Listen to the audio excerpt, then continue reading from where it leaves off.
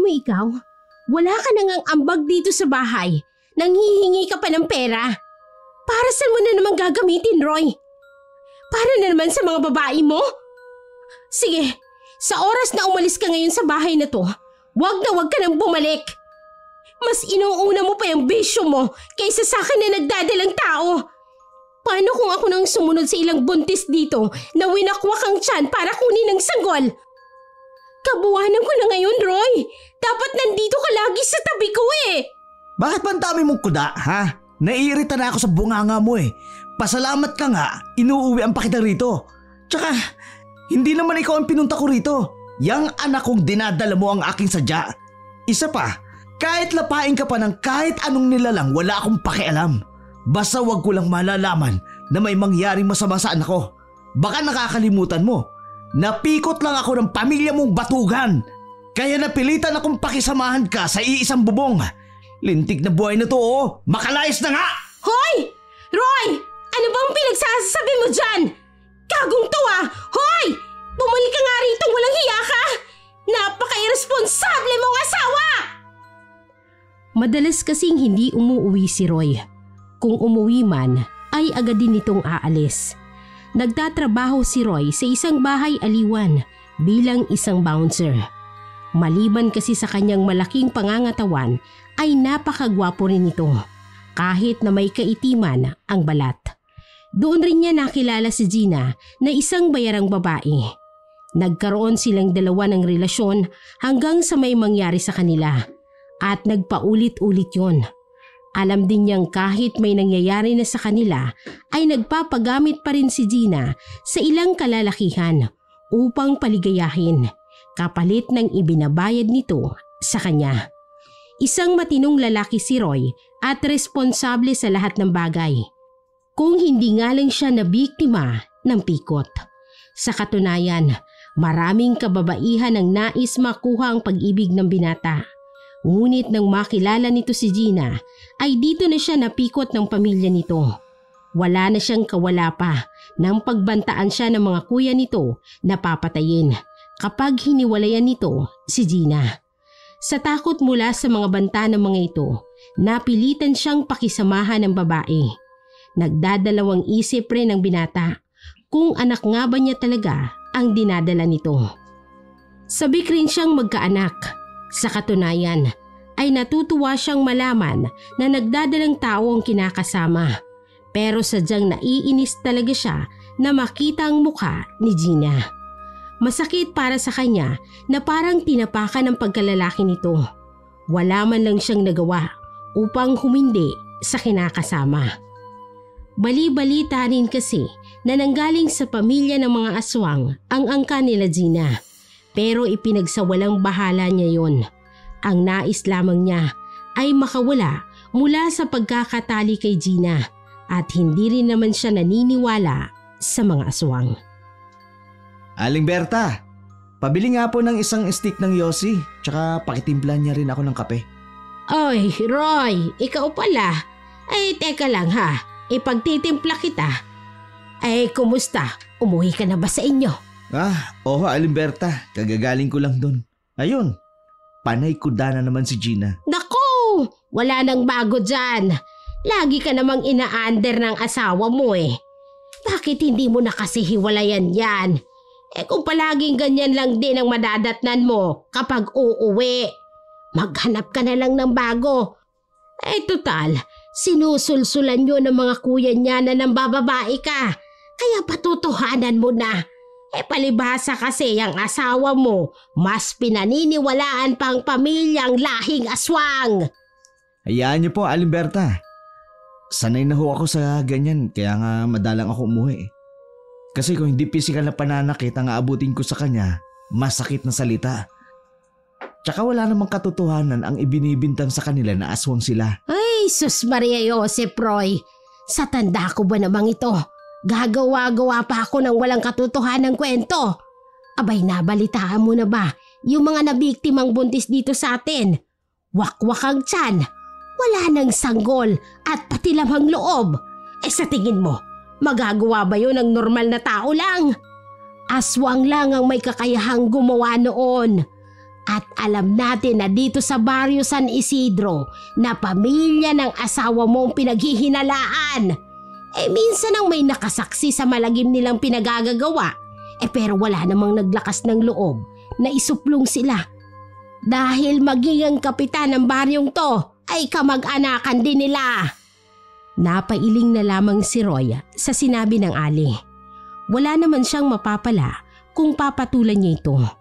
Hindi lang naman kasi si Aling Berta ang nagsasabi sa kanya na ganoon ang pinagmula ng angka ng asawa niyang si Gina. Aniya pa nga niya sa kanyang sarili ay mas masahol pa sa aswang ang pamilya ng asawa. Di sana'y masaya siya ngayon kung hindi siya napikot ng mga ito. Ngunit kahit hindi siya naniniwala sa mga aswang, ay nagtataka rin siya kung bakit lagi na lamang may napapabalitang buntis na pinapaslang umano ng mga aswang. Minsan na nga niyang nakita mismo ang buntis na napaslang nang minsan siyang dumaan sa isang shortcut pauwi sa bahay nila. Pero agad din siyang umalis doon noong naging usap-usapan ng mga nakikiosyoso doon na pamilya ng kanyang asawa ang pinaghihinalaan. Paano po, Aling Berta? Aalis na ho ako. Kailangan ko pa ho kasing pumasok sa trabaho. Ay sige Roy, basta ang sinasabi ko ha. Mahirap na. Baka mamatay ka na lamang na hindi nakakamit ang kaligayahan bilang isang tao. Tumango na lamang ang binata. Tsaka matyagang binaybay ang daan patungo sa bahay aliwan na kanyang pinagtatrabahuhan. Hindi naman kasi mahirap ang kanyang ginagawa doon.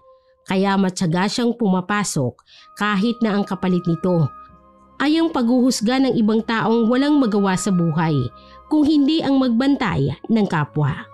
Gusto niya sanang makaipon para sakaling may emergency ay mabubunot siya. Pero dahil batugan nga mga kapatid na lalaki ni Gina ay wala siyang magawa kung hindi ang magbigay sa tuwing manghihingi ang mga yon sa kanya para may pangtoma. Habang naglalakad sa daan ay kapansin-pansin ang mga taong nag-uumpukan sa hindi kalayuan sa kanyang pinagtatrabahuhan. Hindi pa naman oras ng kanyang trabaho. Dahil sa kuryosidad ay dumaan muna siya ron. Halos habulin siya ng hininga dahil sa gulat. Pagkatapos niyang makarating doon dahil may kamay na biglang humawak sa kanyang braso. Ngunit nang tingnan niya iyon ay nakita niya ang kanyang lolo na siyang nagpalaki sa kanya. Ikaw pala, Lo. Ginulat niyo naman ako. Saan ba kayo nanggaling at saka bakit kayo naparito?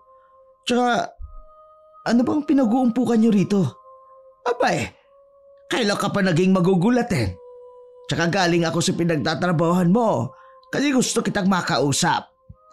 Pero wala ka raw, sabi ng mga katrabaho mo, kaya ayon, lalabas na sana ako Nakita kitang pumunta rito kaya sunundan kita.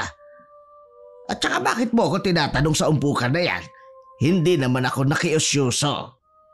Isang albularyo ang lolo niya. Pero hindi siya naniniwala sa matanda pagdating sa mga kwento nito. Dahil hindi pa naman niya nakikita ng aktwal ang panggagamot ng matanda. Naniniwala rin sa aswang ang kanyang lolo. Pero siya ay hindi. Dahil mas gusto niya mismong dalawang mata niyang makasaksi. Kaya sa tuwing kinikwentuhan siya ng kanyang lolo tungkol sa mga nakakaengkwentro nitong nilalang, ay nagkukunwari na lamang siyang nakikinig. Dahil lang totoo, iba ang kanyang iniisip. Hanggang sa nagbinata si Roy at nakapagtrabaho sa bahay aliwan, ay hindi pa siya nakakakita ng mga aswang. Kaya lalong hindi niya ito mapaniwalaan. Halos bumaliktad naman ang kanyang sikmura nang sabay nilang tingnan ang bangkay ng isang babae. Ang sabi ng mga taong nag-oosyoso ay buntis daw ang babaeng yun.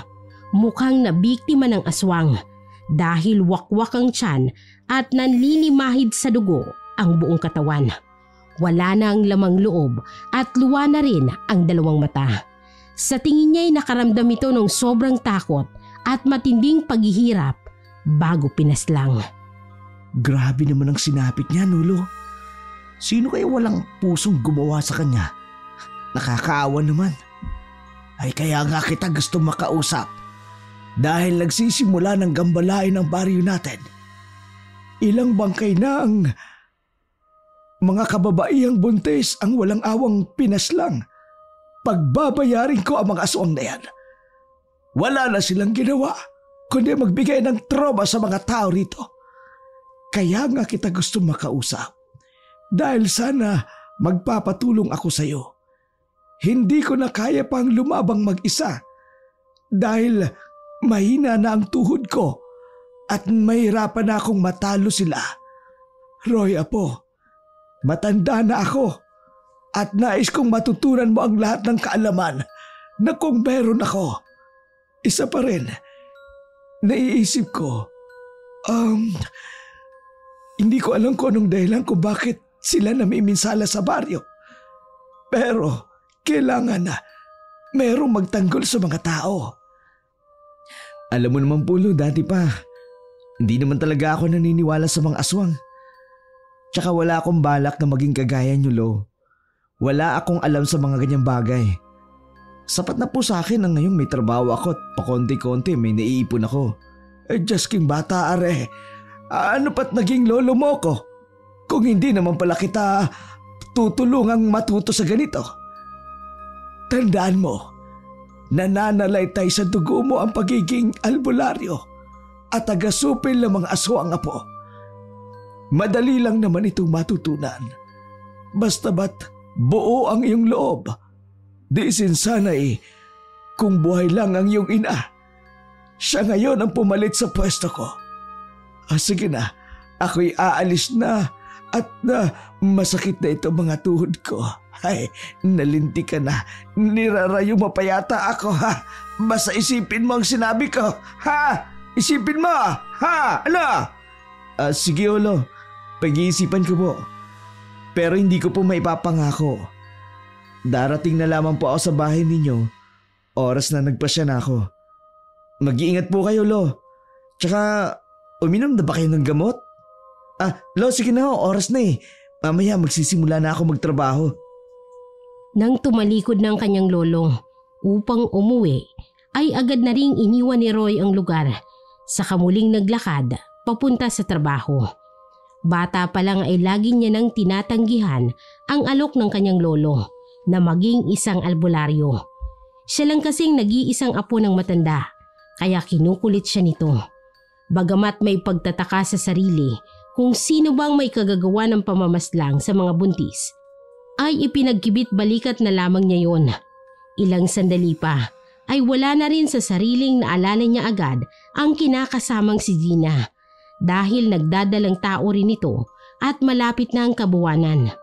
Pilit man niyang iwinawaksi sa kanyang isipan ang lahat ng alalahanin ay hindi niya magawa dahil sa nakikita niyang mga buntis na laging pinapaslang ng pinaniniwalaang aswang. Sa kanyang malalim na pag-iisip habang naglalakad ay hindi sinasadyang may nabangga siyang isang tao. Nang tingnan niya kung sino ito ay nakilala niya na ang kuya pala ni Gina na siyang nakabangga sa kanya. Matalim ang ipinupukol na tingin nito sa kanya. Pasensya na po, kuya. May iniisip lang ho ako kaya hindi kita napansin kaagad. Kwinelyuhan siya nito at saka pinagmumura.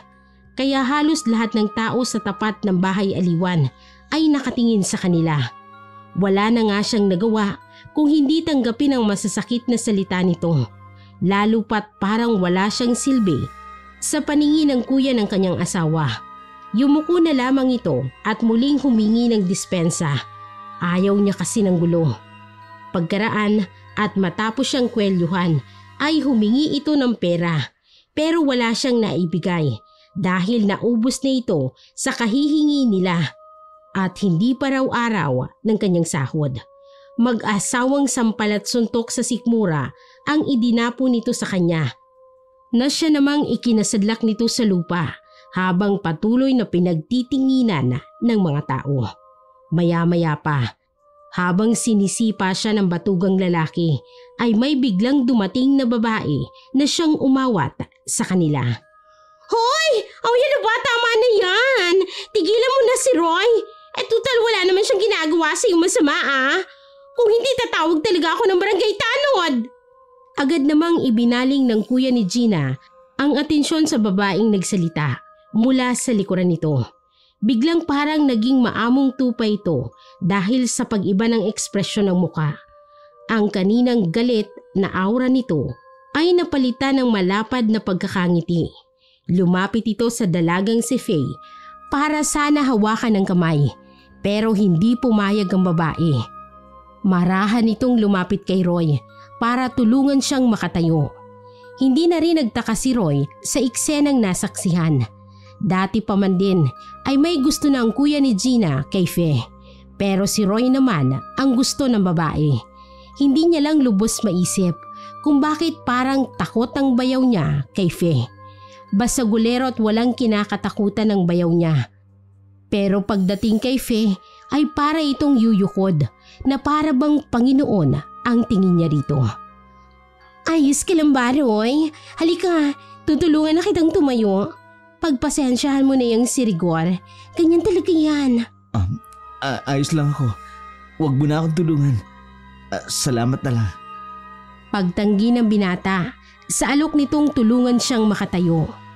Pero nilamon niya ang mga sinabi niya na ayos lang siya nang hindi niya pala kayang tumayo na mag-isa. Sobrang sakit ng mga pinsalang natamo niya mula sa pambubugbog ng kanyang Kuya Rigor dahil lang sa wala itong maiabot na pera. Kaya kahit ayawan niya man ang kamay na inilalahad ng babae sa kanya para makatayo, ay wala na siyang nagawa dahil sobrang sakit talaga ng katawan niya. Napansin na lamang niya na mula sa sulok ng kanyang mga mata ang sobrang napakatalim na titig ni Rigor sa kanya bago ito umalis. Isa din kasi sa rason kung bakit ayaw niyang mapalapit kay Faye dahil sa matagal niya nang alam na gusto ito ni Rigor. Pero ewan niya ba sa babae dahil ipinipilit nitong sarili sa kanya kahit na kinakasama niya na si Gina at ilang linggo na lang ay may anak na sila. Ay, sabi ko na nga be, hindi mo pa kaya. Ang mabuti pa, magpahinga ka na muna ngayong araw. Ako nang bahalang kumausap kay Madam Bridget dahil kaibigan ko naman yun. Ipahinga mo muna yung katawan mo. Alam kong masakit yan dahil sa pambubugbog ng hinayupak na Rigor na yun. Ay, basta gulero talaga yung gagong yun Ikaw kasi, ayaw mong patulan, mas malaki ka naman doon. Ayos lang ba sa'yo na ikaw ang magpaalam kay Madam para sa akin? Salamat Hindi ko rin kasi talaga kaya magtrabaho ngayon. Pero bukas ayos na ako nito. Tsaka di naman ako pumapatol sa katulad niya. Ayoko namang pag-initan ako ng mga yun. Alam mo naman ang pamilya ni Gina. Kapag may kalaban ng isa, kalaban na rin ang lahat ng pamilya niya. Isa pa, ayoko rin ng gulo. Bakit kasi hindi mo pahiwalayan yung si Gina? Kung ganyan din lang na paniwalang paniwala siya sa pamilya niya, mas mainam pang makipaghiwalay ka na lang sa kanya. Paano ba naman kasi? Mas nauna pa nga ako nagparamdam sa'yo na gusto kita. Pero siya pa rin ang pinili mo. Ikinulong mo lang tuloy ang sarili mo sa impyernong pamilya na yon. Pasensya na, Fea. Alam mo naman si Lolo Dags lang talaga ang pamilya ko. Ayoko namang umabot pa sa puntong madamay pa siya sa panggugulo sa akin ng pamilya ni Gina. Kaya mas pinili kong manatili na lang sa piling niya kahit labag sa puso ko. Kung ganun, tumakas ka. Tutulungan kita. Hanggang kailan ka ba magpapakamartir sa pagtrato nila sa'yo ng ganyan? Bilib din talaga ako sa'yo Sa puntong yun ay bahagyang napaisip ang binata sa mga sinambit ng dalaga.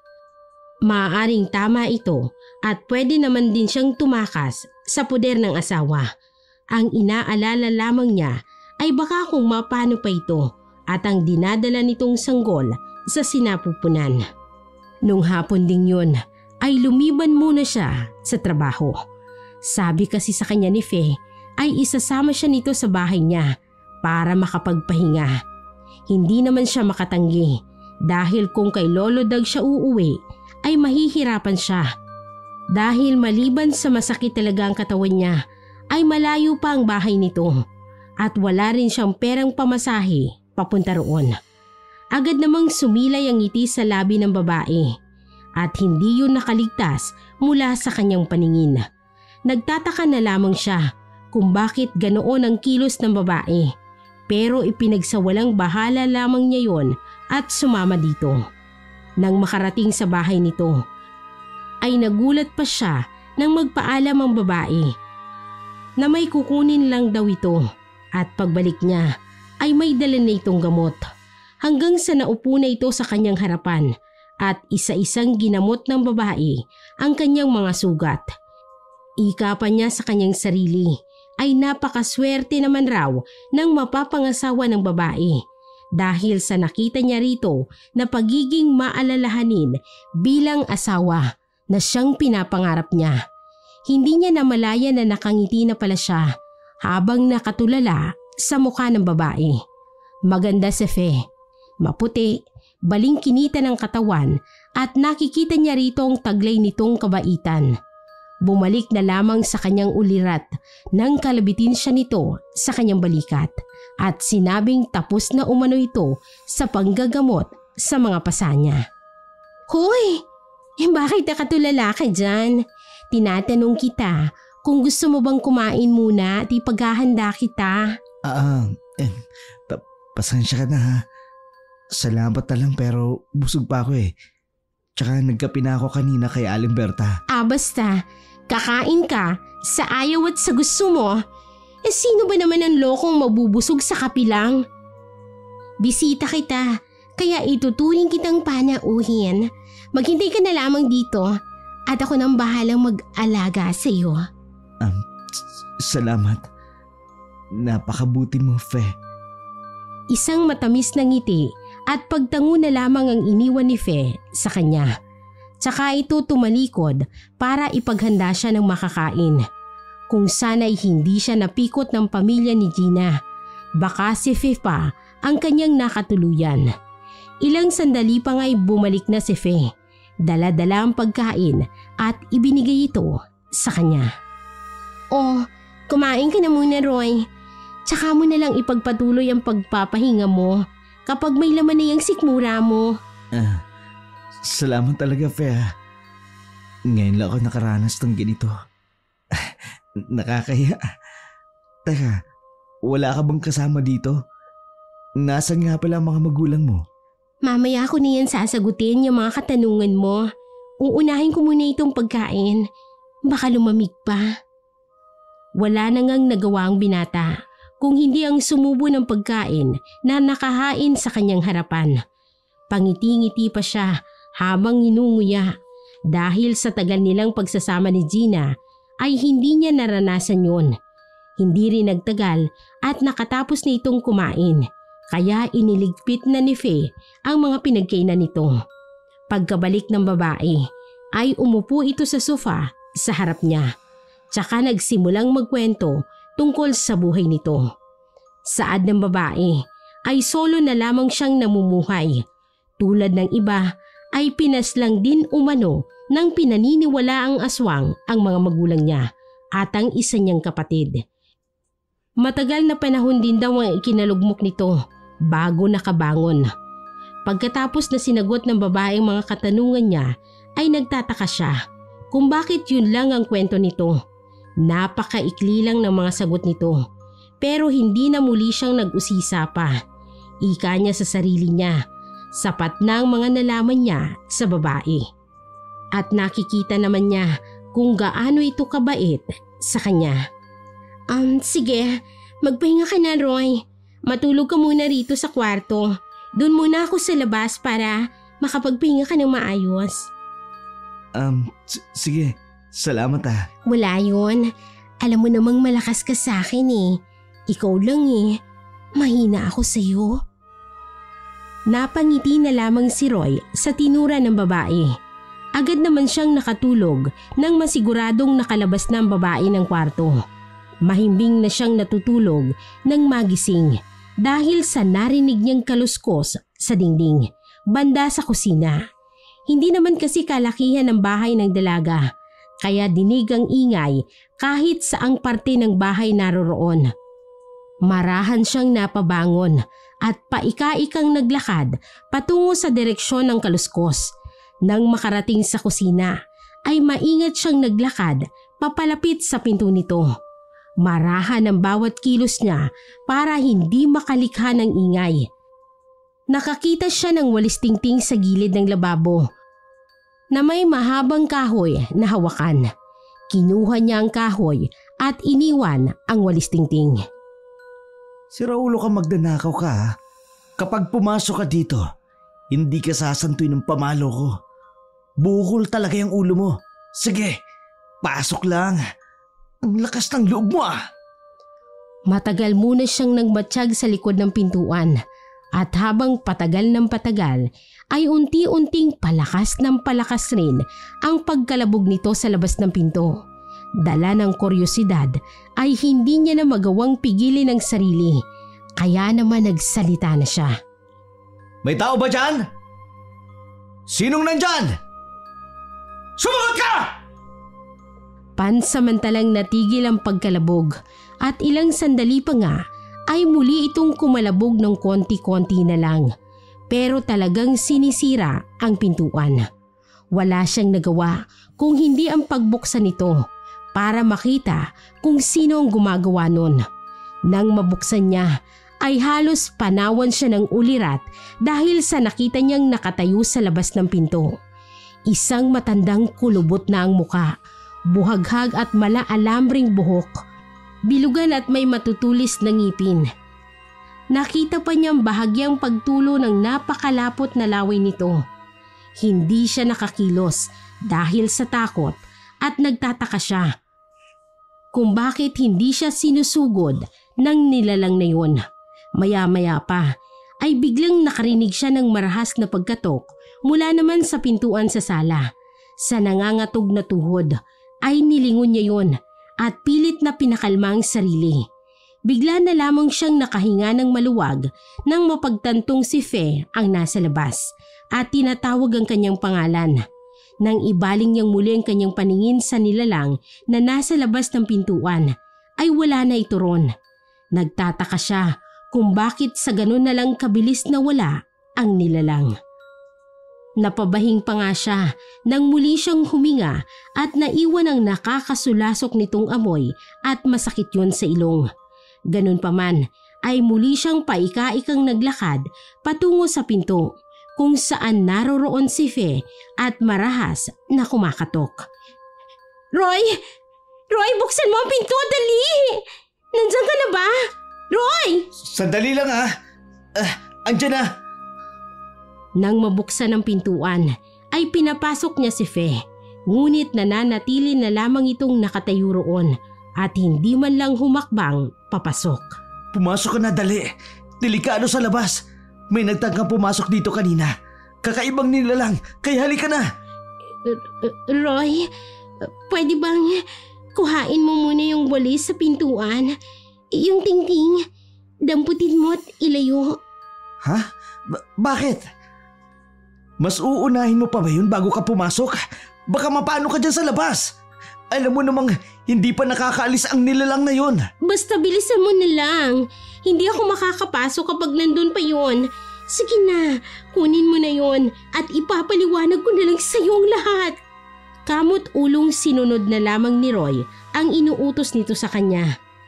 Magkaganon pa man ay nagtataka pa rin siya sa mga ikinikilos ni Fe. Halos hindi kasi ito mapakali sa labas at namumutla pa ang babae. Matapos makuha ang walis ay agad niyang narinig ang mga yapak ni Fe. Papasok at narinig niya rin ang pagsara ng pintuan na gawa sa tabla. Marahan siyang naglakad papunta sa sofa dahil alam niyang nandoon si Fe pupunta. Pagkarating niya roon ay nawala ang pamumutla ng balat nito at bumalik na rin sa dating mapupula. Fe, ano ba talaga nangyari? Naguguluhan ako eh. Kani-kanina lang may nagnanais pumasok dito na ang tingin ko hindi naman akyat bahay. Napakabangis ng aura niya. Sa tingin mo kaya, ano kaya yun? Aswang yun, Roy. Sa katunayan yan, kaya ko nga pinapakuwang walis sa'yo na nasa likod ng pinto. Dahil hindi ako makapasok. Dahil kukuan. Ano, Fe? May gusto ka bang sabihin sa akin? Sabihin mo, hindi naman ako magagalit. Sa katunayan, ako nga itong nahihiya sa'yo. Dahil wala man lang akong nagawa para hulihin ang halimaw na yun. Natuda ako nang makita ko siya. Kaya, pasensya na. Ang totoo kasi niyan, Roy. Isa rin akong aswang. Pero hindi ibig sabihin nun na masama na ako. At ako na yung gumagawa ng pamamaslang sa mga buntis. Tsaka yung tungkol sa walis. Hindi kasi kami makakapasok sa bahay kapag may walis na nakabaliktad ang pagkakatayo. Patawarin mo na ako, Roy, kung hindi ko agad sinabi sa iyo. Sa katunayan, aswang din ang pamilya ni Gina at alam kong isa sa pamilya niya ang sumugo dito. Pero ayun na nga, dahil sa tingting sa likod ng pinto, ay hindi kanya mapasok-pasok. Kaya pala, kung ganun, totoo nga kayong mga aswang. Teka, nagugulan ako. Tsaka bakit nung dumating ka kanina, biglang nawala ang aswang na yun? Ano ba talagang nangyari? Kung ayaw mo pa rin maniwala, titigan mo akong mabuti sa mga mata. Makikita at makikita mo ang pinagkaiba ng aming mga mata sa normal na taong katulad mo. Hindi na nga pumalag si Roy nang hawakan siya ni Fe sa kanyang magkabilang pisngi at iniharap ito sa kanya. Dahilan upang magkatitigan sila. Halos hindi siya makapaniwala sa kanyang nakikita dahil baliktad ang figura niya sa mga mata ng babae. Agad naman niyang kinalas ang kanyang pagkakatitig dito at marahang kinuha ang kamay ng babae sa kanyang muka. Bakit baliktad ako sa mata mo? Ganyan ba kayo mga aswang? Tsaka, bakit ganyan ang nakikita ko sa'yo? Ibang-iba sa nakita ko kanina na halimaw sa labas ng kusina nyo. Isa lang yan sa mga katangian naming mga aswang para malaman mo ang pinagkaiba. At ang nakita mo kanina sa kusina ay isang kubot. Sila yung mga uri ng mga aswang na ang ginagamit na pangsukol sa kanilang mabibiktima ay ang kanilang mga buhok. Sa kanila ito lalapain. Ang pamilya naman ni Gina ay mga asbo. Kaya nilang magpalit ng anyo bilang isang mabangis na hayop na parang nasa anyong asong lobo. Ako naman, napapabilang sa isang angka ng mga gabunan. Ang angka ng aking pinagmulan ay mas higit na mas malakas kaysa sa kanila. Halos matulala si Roy sa mga nalaman mula kay Fe. Sinabi naman ng babae sa kanya ang lahat. Aniya pa ay wag itong matakot dahil hindi naman siya masama tulad ng ibang aswang na namiminsala sa kanilang baryo. Dagdag pa niya, may baryo talaga sila at isang probinsya kung saan nakatira ang iba't ibang uri ng mga aswang na nanggagaling pa sa ilang angkan. Payapa umano sa kanilang pamumuhay sa pamumuno ng kanyang lolo. Halos normal na tao rin sila kung maituturing at nakikisalamuha rin sila sa mga tao sa bayan tuwing may kailangan sila sa mga ito. Hindi raw kasi hahayaan ng kanyang lolo na makatikim ng karne ng tao ang kanyang pinamumunuan noon. Mas pinili nitong mangaso at mag-alaga ng mga hayop tulad ng manok, baboy ramo at ang iba pa niyang kailangang nilalantakan sa tuwing nakakaramdam sila ng pagkaaswang. Hanggang isang araw daw ay nagkasakit ang kanyang lolo at hindi na ito nalunasan pa. Namatay ito at pinasa ang kanyang panunungkulan sa kanyang butihing ama. Pero hindi rin nagtagal ang pamumuno nito dahil may mga rebelding kalalakihan na dumayo sa kanilang teritoryo. Ayon pa sa kanyang salaysay, nasa mahigit 10 daw ang bilang ng mga rebelding aswang na iyon. Humingi daw sila ng pabor sa ama ni Fe na kung pwedeng doon daw muna sila tumuloy. At dahil likas na maunawain ang angkan ni Fe, ay wala namang tumutol. pinagawan pa sila ng mga kubong kanilang matutuluyan bilang tanda umano ng mainit na kanilang pagtanggap sa mga ito. Pero ang kabaitan daw na umanong yon ay siyang nagdala sa kanila sa labis na pangamba. Simula kasi nang naroroon ang mga rebelde ay isa-isang nawawalang kadalagahan sa kanilang baryo. Tapos makikita na lamang ito na nasa kagubatan na at wala ng buhay at halatang pinagsamantalahan muna bago ito pinaslang.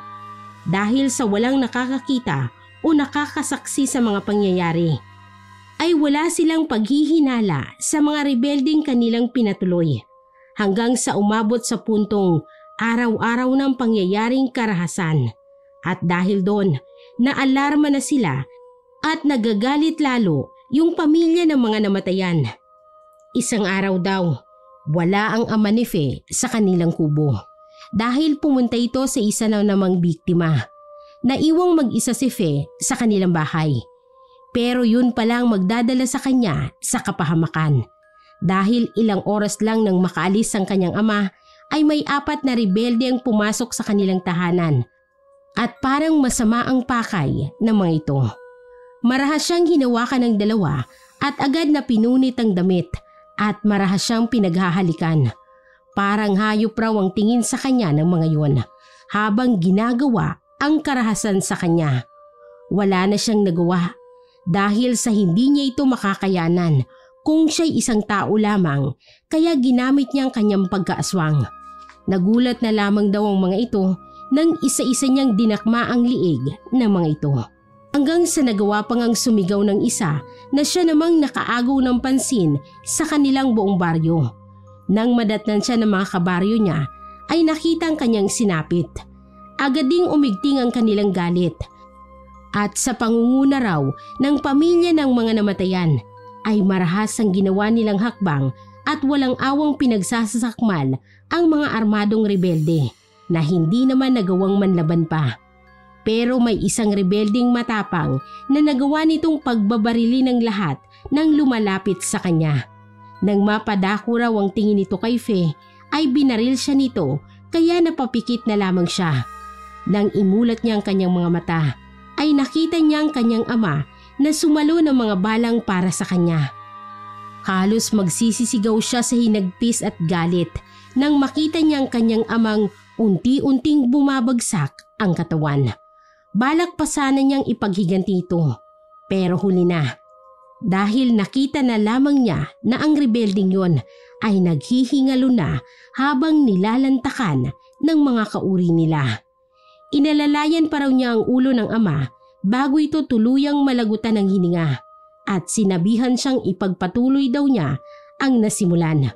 Huwag isa puso ang galit at paghihiganti. Pero nang mamatay ang kanyang ama dahil sa insidenteng yon, marami ang nag-alsabalutan at nagkanya-kanya sila ng pamumuhay. Marami ang lumisan sa baryo dahil sa babae siya ay ayaw raw ng mga ito sa kanyang pamumuno. Meron pa naman daw natira na iilang pamilya sa kanilang baryo at dahil wala na ngang namumuno ay nabalitaan na lamang niya ang ilang kauri nila na nambibiktima ng mga tao. Humagulgol si Fe habang ikinikwento ang kanilang nakaraan. Naawa naman si Roy sa kalagayan ng dalaga. Ganun naman ang sitwasyon nila nang maabutan sila ni Gina, kaya halos pumutok ang ugat nito sa galit. Roy! Walang hiya ka! Kaya pala madalang ka nang umuwi sa bahay dahil sa itad na babaeng yan! Gina, sandali lang, magpapaliwanag ako. Mali ang iniisip mo. Wala kaming relasyon ni Fe. Dinadamayan ko lang siya. Tama si Roy, Gina. Wala kaming relasyon. Mali ang paratang mo. May pinag-uusapan lang kaming mahalagang bagay. Sinungaling ka, Fe. Dati pa naman alam ko nang may gusto ka kay Roy. Pero wala ka nang nagawa dahil napasakin na siya at hindi napunta sa'yo. Kaya gumagawa ka ng paraan para makuha mo siya sa akin. Sabagay, magkatulad kayo ng iyong amang mga aagaw. Ang pagiging pinuno sa ating angkan. Hindi ba? Inagaw niyo rin sa pamilya namin. Wala kayong pinagkaiba. Pagsisisihan niyo ito. Tama na, Gina. Nakakaya kay Fe, oh. Napaka-iskandalosa mo talaga kahit kailan. Ako mahihiya? Bakit? Sino bang may ginagawang milagro? Sabihin mo, Roy, sino itong nagtaksil?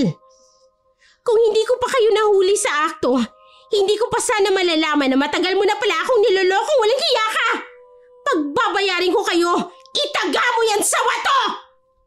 Mawalang galang na, Gina, ha? Pero sumusobra ka na. Bakit nadamay ang ama ko? Ano ang gusto mong palabasin, ha? Kahit kailan hindi nang agaw ng pamumuno ang ama ko. Dahil noon pa man, pamilya na namin ang namumuno sa ating angkan. Bakit, ha? Ganyan ba ang sinasabi sa'yo ng pamilya mo, mga solsolero? Tandaan mo rin ito, Gina. Alam kong wala ako sa lugar para sabihin ito. Pero oras na may mangyaring masama kay Roy, dahil sa kagagawan nyo, ako ang makakalaban nyo. Alam nyo kung anong kaya kong gawin, Gina! Dahil sa sinabing yun ni Fe, ay natahimik si Gina. Si Fe naman ay nanlilisik ang mga mata na anumang oras ay handang sugurin si Gina. Pero agad namang pinigilan ni Roy. Magsitigil nga kayo! Ano ka ba, Gina? Wala ka na bang kahihiyan sa sarili mo? Pamamahay ito ni Fe. Tinutulungan niya ako pero ikaw, nagsimula ka ng gulo. Totoo pala ang sabi-sabi na aswang ang lahi niyo. Ang pamilya niyo. Napakabobo ko naman pala kung ganun. Kung dati pa sana, nilayuan na kita. Sana hindi umabot sa ganito ang lahat. Sana malaya akong walang kinatatakutan. Alam mo bang lagi akong sinasaktan ng batugan mo, kuya? Alam mo bang puro kasinungalingan na lang ang sinasabi sa'yo tungkol sa akin? Kung hindi lang dahil sa batang dinadala mo, ay... Ano? Kung hindi dahil sa anak mong dinadala ko, hihiwalayan mo ko? At wag na wag mong idadamay ang pamilya ko sa away natin bilang mag-asawa, Roy. Kung gusto mo palang maghiwalay, dapat noon mo pa sinabi. Eto lang palang batang taong dahilan kung bakit nagtsatsaga kang pakisamahan ako. Sige, para wala nang dahilan na magsama pa tayo, ipapakita ko sa'yo kung papaano ko paslangin ang batang ito. Halos manigas si Roy sa kinatatayuan nang biglang tinusok ni Gina ang kanyang tiyan gamit ang mahaba at matutulis na kuko. Mula roon ay hinugot niya ang sanggol. Pagkakuha sa sanggol ay agad nitong nilantakan na parang isang balot at dinidilaan pa nito ang kamay saka tumawa ng tumawa na para bang may sira ang pag-iisip.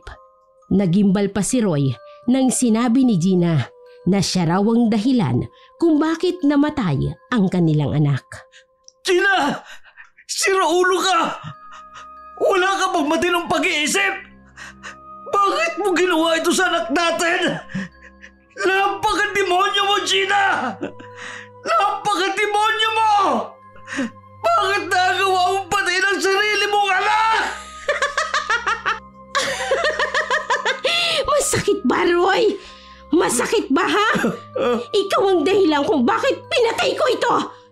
Ikaw ang nagtulak sa akin na gawin ito sa anak natin. Lahat ibinigay ko sa iyo, Roy. Lahat!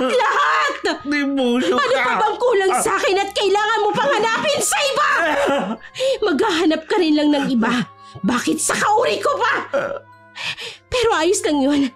Dahil wala ka nang babalikan pa. Wala nang anak natin.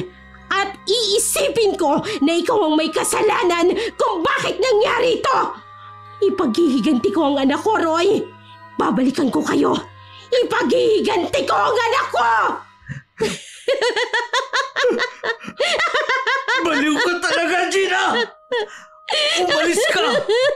Dahil baka hindi ako mapagpigil, mapatay kita ng demonya ka! Nagawa mo sa sarili mo, anak! Tapos ngayon, ako ang sisisihin mo sa kamaliwan mo! Ikaw! Ang pagbabayarin ko! Umalis ka na, Gina! Nababaliw ka ng babae ka! Umalis ka na sa pamamahay ko kung ayaw mo ako mismo ang papatay sa'yo! Aba, ang lakas ng loob nyo, ha? Kayo pa talagang nagkampihan? Sige! Tapusin na natin to. Total doon na rin naman papunta, di ba?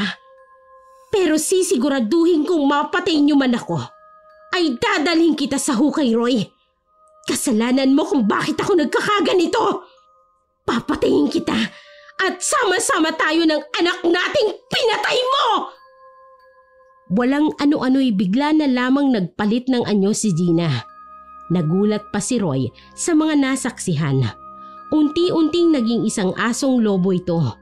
Pero higit na mas mabangis. Naging mabalahibo ang katawan nito at nanlilisik ang mapupulang mga mata. Nagkaroon din ito ng matutulis na mga pangil at tumutulo ang malapot na laway. Hindi agad nakakilos sa kinatatayuan si Roy dahil sa pagkabigla mula sa mga nasaksihan. Bumalik na lamang siya sa kanyang wisyo nang itulak ni Fe dahil ito ang sumalo nang dapat sana'y pagsakmal sa kanya ni Gina. Nagpambuno ang dalawang babae habang nasa anyong aswang sila. Naging kulubot ang balat ni Fe, lalo na ang mukha nito at naging matalas ang mga kuko. Pero ang mas nakaagaw ng pansin ni Roy ay ang kakaibang liksi ni Fe. Mas malakas pa ito kumpara kay Gina.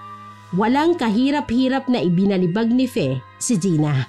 Kahit nasa anyo pang mabangis na asong lobo ang babae. Pagkatapos ay walang pakundangang pinagkakakalmot ni Gina si Fe. Maya-maya'y napansin ni Roy ang unti-unting nanghihinang si Gina. Hindi na nito kinaya ang mga pag-atake ni Fe at isama pa ang ginawa nitong pinsala sa sariling katawan dahil sa pagkain sa sariling anak. Bumalik sa pagiging tao si Gina. Tumutulo ang luha nito sa galit at pagkaawa sa sarili.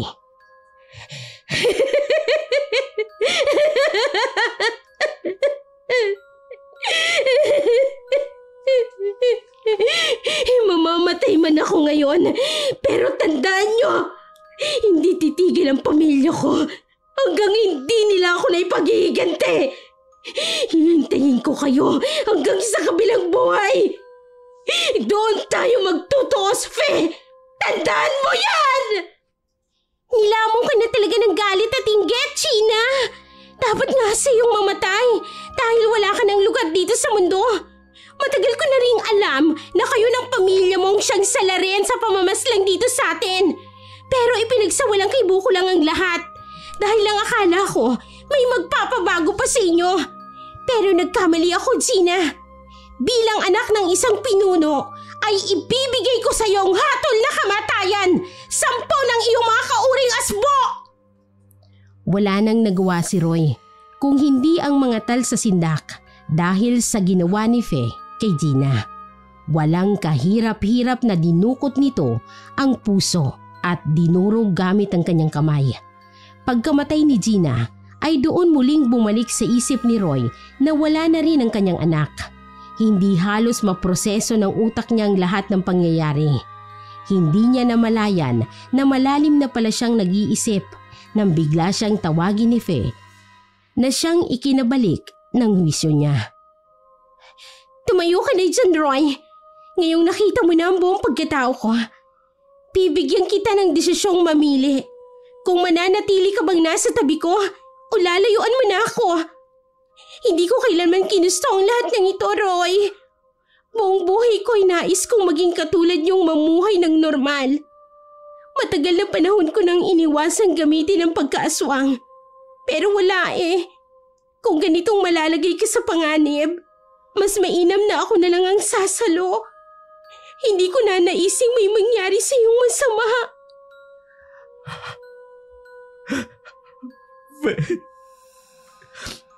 Maaari ba ka? Bigyan mo muna ako ng panahon makapag-isip. Gulong-gulo ang utak ko ngayon eh. Masakit sa akin ang mawala ng anak. Ang malala pa. Ina niyang dahilan. May pagkukulang ba ako bilang isang lalaki, Fe? Sabihin mo nga sa akin, anong kulang sa akin? Hirap na ako sa sitwasyon ko ngayon. Sobrang hirap ng kalooban ko. Bakit niya dinamay ang anak namin? Bakit? Alam ko, Roy. Iiyak mo na lang ang lahat. Lilipas din yan. Naiintindihan kita. Sobrang sakit kapag nawalan ka ng mahal sa buhay, lalo na sa sitwasyon mo. At kung tinatanong mo ko kung may pagkukulang ka, wala, Roy. Wala.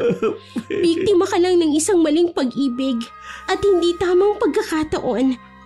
At marahil ay biyaya ang bata, pero sa maling babae mo kasi pinunla. Basta ang may papayo ko lang sa iyo, mag-iingat ka mula ngayon. Alam kong alam na ng pamilya ni Gina ang nangyari sa kanya. Kahit malayo ay masusundan at masusundan nila ang amoy ng kalahi nila. Ano gagawin ko ngayon? Nagugulala ako sa mga nangyayari. Bakit pa sa akin pinaranas ang lahat ng ito? Ikaw at ikaw lang ang makaliligtas sa sarili mo, Roy. Pero kung hahayaan mo kung samahan ka sa laban mo, handa akong tulungan ka. Tumayo ka na dyan. Hayaan mo kung tulungan kang hanapin ang sarili mo. Mas kaya ko pang tiisin ang sakit na pambubugbog ng kapatid ni Gina. Ang hindi ko lang matiis, yung mawalan ako ng anak. Sobrang sakit sa akin eh. Parang tinutusok ang puso ko. Habang napapahagulgol, ay hindi rin maiwasang magtanim ng galit sa pamilya ni Gina na siyang dahilan ng lahat. Sinisisi niya ang mga ito dahil sa mga maling sulsol na agad namang pinaniniwalaan ni Gina. Matapos ang ilang oras na pag-iisip, nakapagpasya na si Roy. Alam niyang matinding paghihiganti ang gagawin ng pamilya ni Gina sa kanya. Hindi niya ito kakayanin ng mag-isa, kaya pumayag siya sa alok ni Fe. Fe, gusto kong isama kita sa paghihiganti ko. Sasamahan mo ko, di ba? Alam kong malaki ang may tutulong mo sa akin. Buo na ang pasya ko. Kailangan ko ngayon si Lolo Dags. Desisyon mo lang naman ang hinihintay ko, Roy. Kung yan ang pasya mo at buong puso kitang tutulungan para matapos na rin ang lahat ng ito. Masakit man para sa akin ang pumaslang ng mga kalahi ko, kakayanin ko. Kung para sa ikabubuti at ikatatahimik ng lahat. Tulad ng inihabilin sa akin ni Ama. Huli na ito at pagkatapos nito, hindi ko na muling gagamitin pa ang aking pagkaaswang. Agad namang pinaghanda ni Roy si Fe ng gabi ring yun ay nagtungo sila sa bahay ng kanyang Lolo Dags. Wala sa kanyang anyo ang pagkatakot sa mga aswang na maaari nilang makasagupa dahil ang tanging nasa isip na lamang niya ay ang maipaghiganti ang kanyang anak na hindi man lang nasilayan ang ganda ng mundo. Habang binabaybay ang daan, sakay ng tricycle ay may humarang sa kanila. Hindi naman sila nagulat pang dalawa dahil inaasahan na nila yun. Alam rin kasi nilang hindi magtatagal ay malalaman at malalaman ng pamilya ni Gina ang nangyari. Samantalang ang driver naman ng tricycle ay halos pagpawisan ng malamig dahil sa nakita. Tinambangan kasi sila ng taong aswang na nasa anyong asong lobo at alam nila yon ay kasapi sa angkan ni Gina. Manong, ipagpatuloy mo na lang ho ang pagmamaneho. Ako na ho ang bahala sa mga salot na yan. Mauna ka na, Roy. Susunod na lamang ako. Kailangan ko rin makapagpapawis muna. Naninigas na ang mga buto ko. Sasagot pa sana si Roy nang bigla na lamang pinaharurot ng mabilis ng driver ang tricycle na siyang minamaneho nito. Pagkababa ni Fe. Halos pagewang-gewang pa nga ang sasakyan dahil sa nanginginig na kamay ng driver habang pinapatakbo ang tricycle. Manong dahan-dahan lang ho. Tsaka huwag kayong mag-alala. Hindi nila tayo masusundan. Hindi hahayaan ni Fe na mapahamak tayo. Nakumbinsi naman niya ang driver at dahan-dahan ang pinatakbo ang tricycle nito. Hindi nga nagtagal ay nakarating sila sa bahay ng kanyang lolo. Nagpasalamat siya sa driver bago bumaba, pero nahahalata niyang hindi pa rin kumikilos ang driver para muling paandarin ang tricycle. Manong, may problema ho ba? Bakit nananatili pa kayo dyan? Nandito lang ako. Pwede pa kayong bumalik. Pero nagulat na lamang siya sa ikinilos nito. Agad na bumaba ang driver ng tricycle at kumapit sa braso niya. Saka nakiusap na kung maaaring doon muna magpalipas ng gabi sa kanila dahil natatakot na siyang bumalik. Baka raw tambangan uli siya ng mga nilalang sa daan. Nagpigil naman ang tawa si Roy nang makitang naiihina ang lalaki sa salwal nito dahil sa takot. Manong, sige ho, walang problema. Malaki-laki naman po ang bahay ni Lulu Dags. At saka, ayos lang naman nung manatili muna kayo rito. Huwag kayong matakot. Ligtas po kayo rito. Ang mabuti pa, pumasok na tayo sa loob. Tinanong pa siya ng driver kung hindi raw ba nila babalikan ang babae. Umiling na lamang siya sa sinabi ng lalaki. Hindi naman kasi siya nangangamba na matatalo si Fe ng mga ganong nilalang lamang dahil sapat ang kanyang nakita na kaya nitong ipagtanggol ang sarili. Habang papalapit sa bahay ng lolo, nagtataka siya nang maulanigang may kinakausap ang matanda sa loob ng bahay. At ayon sa narinig niyang boses ay babae ang kausap nito. Agad siyang nagmamadaling kumatok at halos magulat pa siya nang si Feng nagbukas ng pinto. Samantalang nagpaiwan ito kanina sa daan noong tinambangan sila. Oh, Fe? Taka, paano nandito ka? Kanina lang di ba nagpaiwan ka sa daan? Ang bilis mo naman yata. Sabi ko naman sa iyo, di ba? Magpapapawis lang ako. Pero ayun lang, hindi man lang ako pinagpawisan. Tsaka Roy, nakalimutan mo atang aswang rin ako. Higit na mas mabilis pa ako kumpara sa tricycle na sinakyan mo. Napakamot na lamang siya ng ulo sa mga itinura ni Fe sa kanya. Nang masipat naman niya ang kanyang lolo ay nakaupo sa papag ay agad siyang lumapit dito at walang pasabing niyakap niya ito at napahagulgol muli. Naalala na naman niya ang kanyang anak na walang awang pinaslang ng sarili nitong ina. Ay, Apo, tahan na. Alam ko ang sakit ng dinadala mo ngayon. Maging ako man, ganyan din ang nararamdaman ko nang mawala ang iyong ina. Tahan na. Malalampasan mo yan. Ipaghihiganti ko po ang anak ko, Lo. Gusto ko pong ubusin ang kalain ni Gina na siyang dahilan ko bakit nawala magiging anak ko. Sobrang gulong-gulo ng isip ko. Tulungan niyo po ako, Lo. Ay, sige lang. Umiyak ka lang. Iiyak mo lang ang lahat ng sakit ng dinadala mo. Alam kong lilipas din yan. Pero tandaan mo, Apo, ha? Nandito lang ang lolo mo. Hindi kita iiwan kahit anumang laban. Kakampi mo ko sa lahat ng bagay, Apo. Pero sa ngayon, kailangan mong magpakatatag. Paano natin maipaghihiganti ang anak mo kung nagkakaganyan ka? Payag na ho ako na maging katulad niyo, Lo. Gusto kong matutunan ang lahat ng mga karunungan na nalalaman ninyo. Gagawin ko ito para sa anak ko. Kaya Lo, ituro niyo po sa akin ngayon. Pwede ba? Kasi hindi ko mapapatawad ang pamilya nilang yun. Patuloy na lamang na hinihimas ng matanda ang likod ng apo. Nababasa na rin ng luha ni Roy ang damit ng kanyang lolo. Maging sina Fe at ang driver ay umiiyak na rin ng palihim dahil sa awa kay Roy.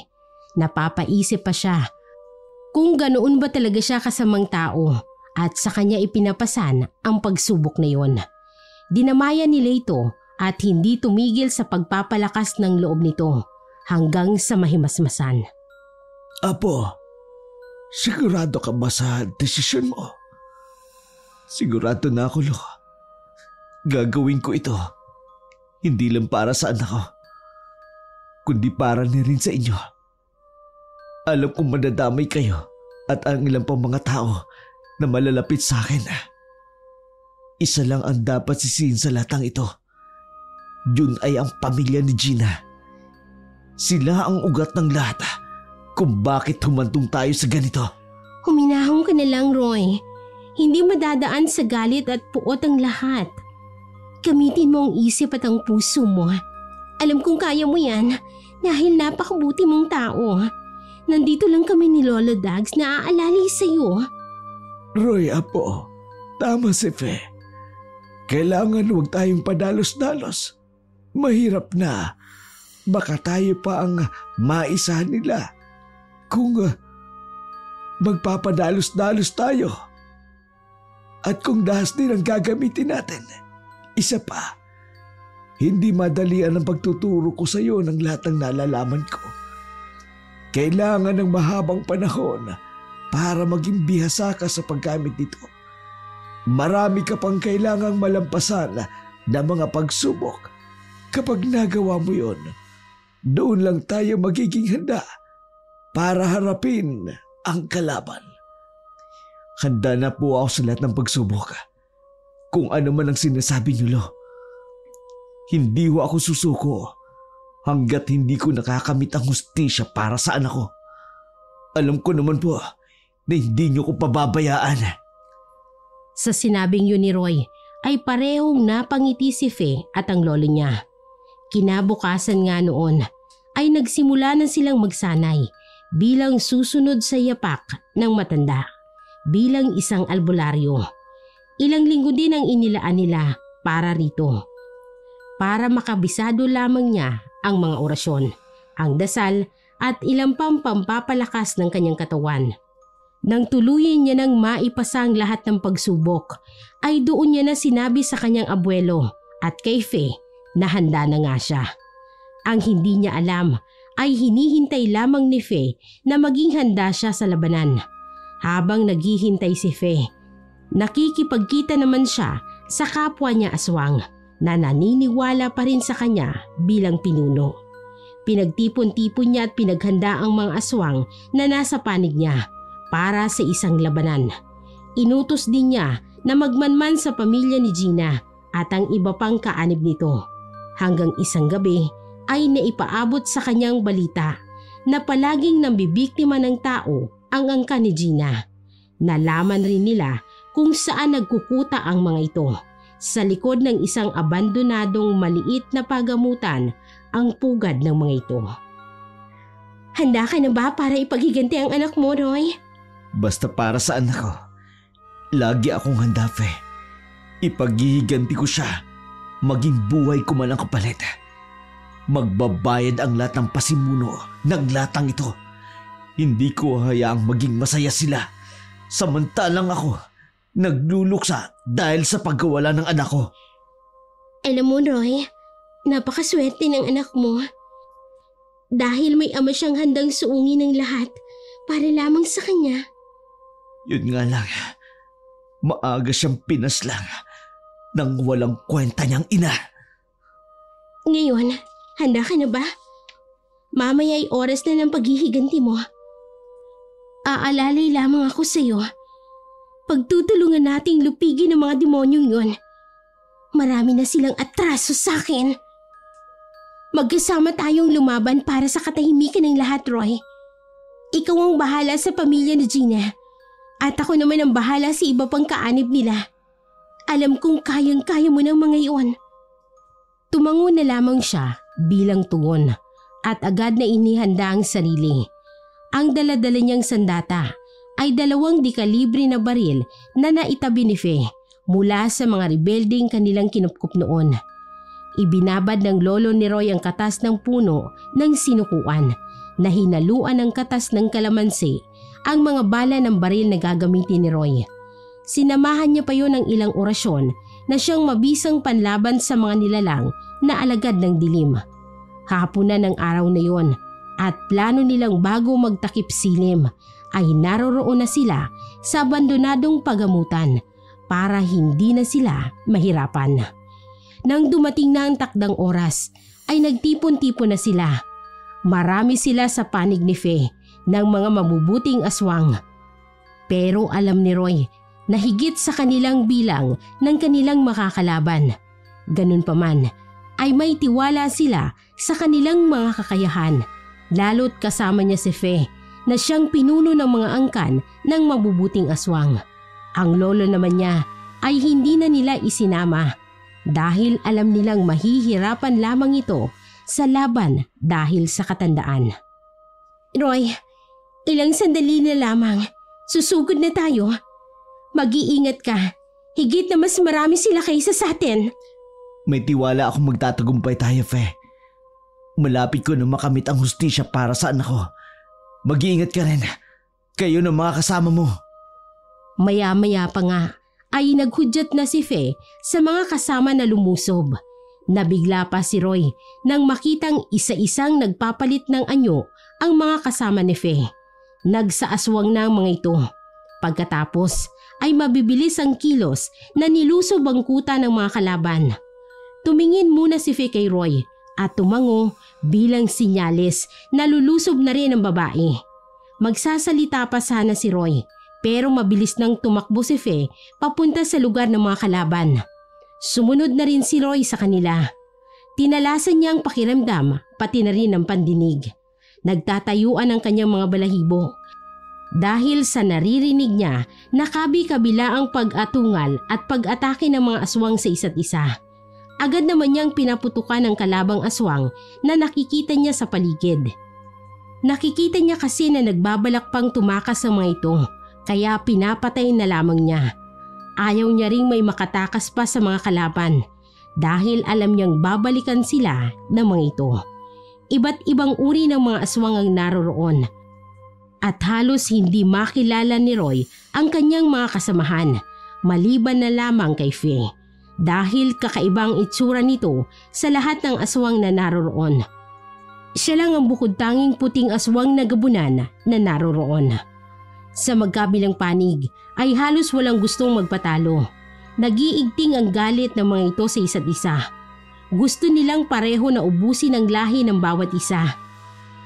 Bawat mapapatay ng grupo ni Fe ay kanilang ikinababalandra sa lupa ng mga bangkay para ipanakot sa kanilang kalaban. Nasipat rin ni Roy ang dalawang malalaking aswang na asong lobo sa ilalim ng puno ng mangga, kaya maingat niyang tinungo ang mga ito.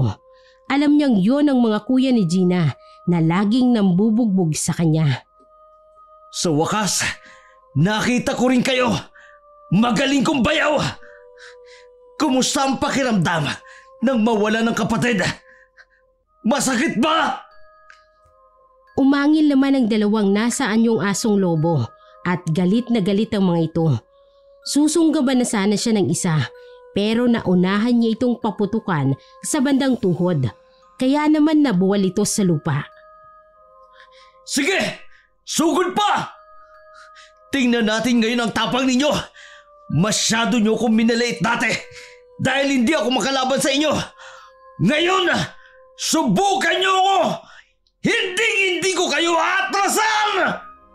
Muling sumugod ang isa pa pero agad nitong pinaputukan ng 3 beses at sapulang dibdib nito na siya namang ikinabulagta sa lupa at unti-unting bumalik sa pagiging anyong tao.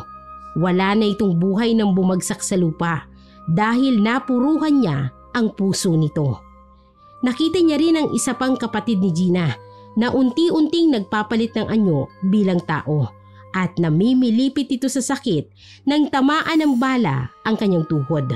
Maya-maya pa nga ay nagmamakaawa na ito sa kanya na huwag siya nitong paslangin dahil magbabago na raw siya. Kaya naman natawan na lamang dito si Roy. Pakiulit nga ng sinabi mo! Gago! Wala akong kaaawaan sa inyo! Bakit nung binugbog niyo ako at nagmakaawa ko sa inyo, tinigilan niyo ba ako? Nakinig ba kayo sa akin? Hindi ba hindi? Alam niyo bang kaya ako nagpunta rito? Para paslangin kayong magkapatid! Kayo ang dahilan kung bakit namatay ang mag-ina ko! Alam mo kung bakit? Dahil sa panunulsol nyo sa kanya at paggawa nyo ng kwento sa akin na wala namang katotohanan. Mga salot kayo! mas masaol pa kayo sa demonyo! Kaya dapat sa inyo, mamatay! Wala na ngang nagawa pa ang kapatid ni Gina nang tinadtad dito ng bala ni Roy. Agad itong nasawi. Si Roy naman ay napasalampak na lamang sa lupa at humahagulgol ng iyak. Fe, nagawa ko na! Nagawa ko na ipagigantangan ako! Napatay ko ang mga salaril! Nabigyan ko na rin ang hustisya ng anak ko! Masaya ako't nagtagumpay ka na sa paghihiganti mo. Ikinagulat naman ni Roy ang biglang pagsasalita ni Fe sa kanyang likuran. Sasagot pa sana siya, pero natigilan na lamang habang nanlalaki ang mga mata. Napaatungal si Fe nang biglang may aswang na nasa anyong lobo ang umatake sa kanyang likod. Baon na baon ang matutulis nitong ngipin sa balikat ni Fe. Biglang nataranta si Roy at hindi malaman ang gagawin. Barilin mo! Bilis! Oo, sandali lang. Hindi magawang kalabitin ni Roy ang gatilyo ng baril niya dahil isang putok niya lang ay pwedeng si Fe ang tamaan. Nakita naman ni Fe ang itsura ni Roy na hindi makapagpasya, kaya kahit nahihirapan ay pinilit niyang labanan ang aswang. Umikot siya para iharap kay Roy ang kalaban. Ngayon na, Roy! Barilin mo siya! Oo na! Ngayon, nakuha ko na! Naubos naman ang bala ng baril ni Roy sa pag-aasinta sa aswang na yon. Bumitaw itong duguan at laylay ang dila nang bumagsak sa lupa. Kakalmutin pa sana ng aswang ang hita ni Fe. Pero kaagad naman itong tinapakan ng babae sa liig. Diniinan niya pa ito hanggang sa lumagutok ang buto nito at naging dahilan ng pagkamatay nito ng tuluyan. Sabay silang napabuga ng hangin matapos mapatay ang kalabang aswang. Ayos ka lang ba? Duguan ka. Malalim ang sugat mo sa balikat. Ayos lang ako. Malayo ito sa bituka. Tara na, puntahan na natin ang iba. Hindi pa nauubos sa mga kalaban. Tulungan natin ang iba. Oo, pero wala na akong bala. Huwag kang umasa sa armas. Hindi ba't nagsanay ka sa pakikipaglaban? Oo nga pala. Pero hindi pa ako lumalaban ng totoo. Ngayon pa lang. Yun nga. Dito mo gawin ang mga natutunan mo. Ano na? Naduduwag ka na? Kung hindi mo kaya, doon ka na lang sa sulok. Magtago ka at hintayin na lang kaming matapos sa pag-ubos sa kanilang lahat. Hindi Ako naduduwag. Nakapatay na nga ako ng ilang aswang. Tapos ngayon pa ba ako maduduwag? Nasaan ba mga aswang na yan? Kumanda sila sa kamao ko. Ay, teka. May dala nga pala akong buntot pagi. Munti ko na makalimutan. Hindi na sila nag-aksaya pa ng oras. Tinulungan na nila ang mga kasama nila na puksain ang mga kalaban. Sa isang sigaw lang ni Fe ay nagsiatungal na mga kasama nito bilang tugon. Pagkatapos ay nakita ni Roy ang pagsugod ng mga aswang sa isa't isa. Natulala na lang siya at nanginginig pa ang tuhod. Nabalik ang kanyang ulirat nang may isang aswang na bumagsak sa kanyang paanan. Mabilis nitong hinawakan ang kanyang binti. Napasigaw si Roy nang bumaon sa binti niya ang matutulis na kuko ng aswang na yon. Nakaramdam siya ng galit at dali-daling hinagupit ito ng buntot pagi. Hindi niya tinigilan hanggang sa bumitiw ang aswang at nalagutan ng hininga.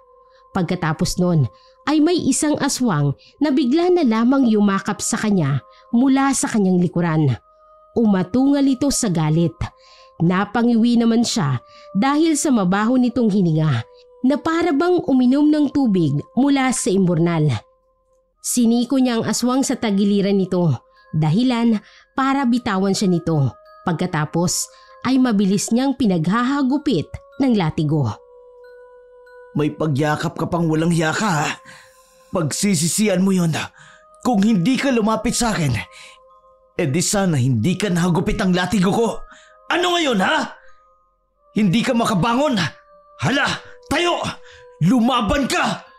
Nang makita niyang umaangat pa ang ulo ng aswang, muli niya itong hinagupit. At talagang babangon ka pa ha?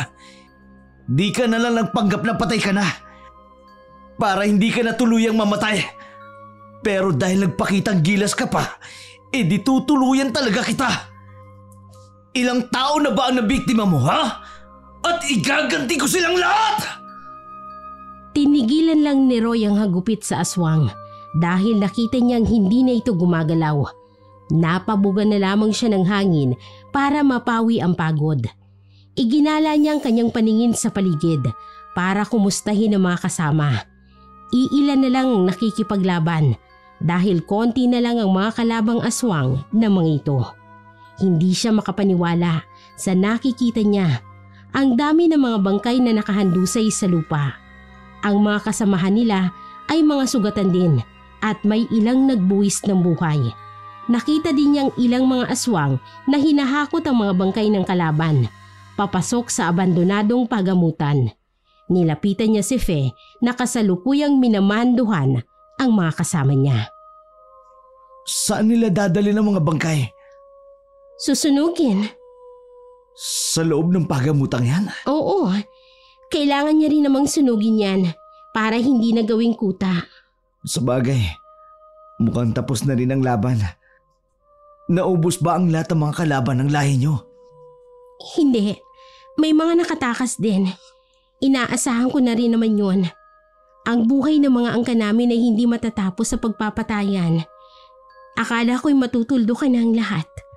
Pero mukhang naging dahilan pa ito para magkaroon ng dahilan ng mga kalaban na manindigan sa ipinaglalaban nila. Paano yun? Di gaganta rin sila. Walang katapusang gantian ang mangyayari niyan. Ganun talaga. Ganun ang buhay. Napatingin sila sa abandonadong pagamutan. Nang maramdaman nilang umiinit na ang paligid, sumiklab na ang apoy matapos sindihan ito ng mga kasama ni Faye. Lumayo na silang lahat para hindi maabot ng apoy. Mula sa malayo ay pinagmamasdan nilang natutupok ang pagamutan na ginawang kuta ng mga kalaban. Nagtagumpay tayo. Magiging maayos na muli ang lahat. Pansamantala, kayong lahat, maraming salamat sa tulong ninyo na isinakatuparan ang planong ito. Kagaya ng dati, hindi ko kayo pinilit na umanib o magpasailalim sa aking pamumuno. Ang panahon ngayon ay hindi na kagaya ng panahon ng lolo at ng aking ama. Hindi na kailangan ng isang namumuno sa atin. Kaya naman nating pamunuan ang ating mga sarili at pamilya. Maging malaya kayong mamuhay kagaya ng mga tao. Ang mga tao ay kagaya rin natin sila na gusto lang mamuhay dito sa mundo ng mapayapa. Kapag kailangan nyo ng tulong ko, huwag kayong magdadalawang isip na lumapit.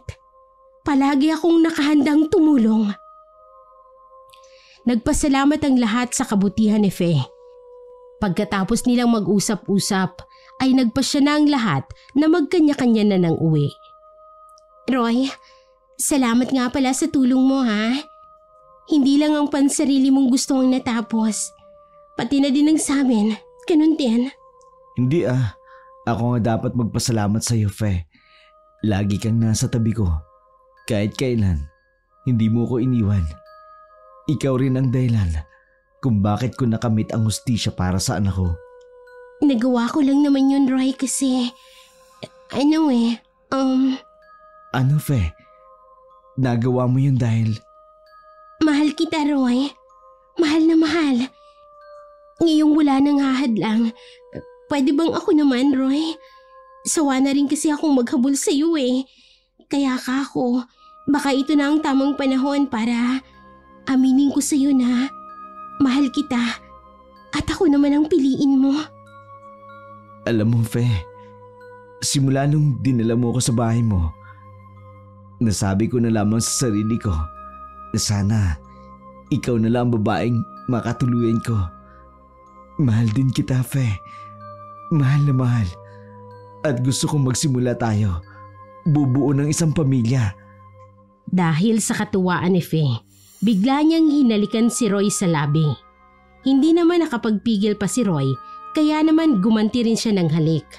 Pagkatapos ay bumalik sila sa bahay ng kanyang lolo. Pagkarating nila doon ay hindi matapos-tapos ang pagkwento ni Roy sa mga nangyari. Sinakyan naman ng lolo niya ang katuwaang yon.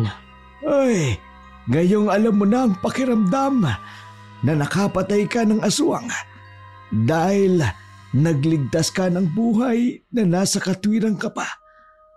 Pero hindi ko naman sinasabi sa iyo na pumatay ka ng pumatay ng aswang. Tingnan mo pa rin ang sitwasyon bago magdesisyon. Hindi lahat ng aswang ay masama. Hindi lahat ay gustong kumain ng tao. Kagaya rin natin sila, nabubuhay sa mundo, kumakain, natutulog at humihinga. Opo, Lo, pero sa ngayon po, ano pang susunod kong gagawin? Ay, magpahinga lang muna kayong dalawa. Alam kong napagod kayo ng gusto. Bukas, sasanayin na naman kitang manggamot. Isa ka ng albularyo, hindi ba? Dapat, nanggagamot ka na rin. Siguro po, pagkatapos na lang po ng Lo. Ay, huwag kang magdahilan.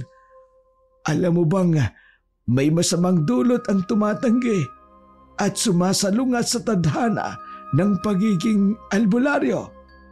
Ho? Di nga ho. Niloloko niyo lang siguro ako para mapilitan ako maggamot.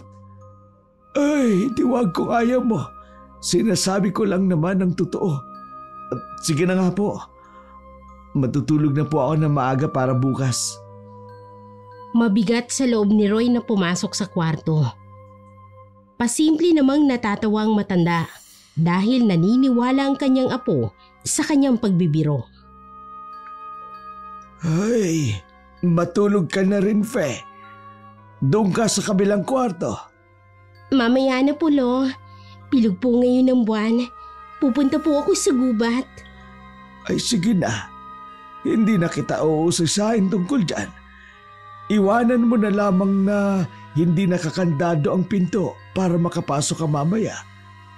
Baka kasi tuklabin mo ang bubong para makapasok ka.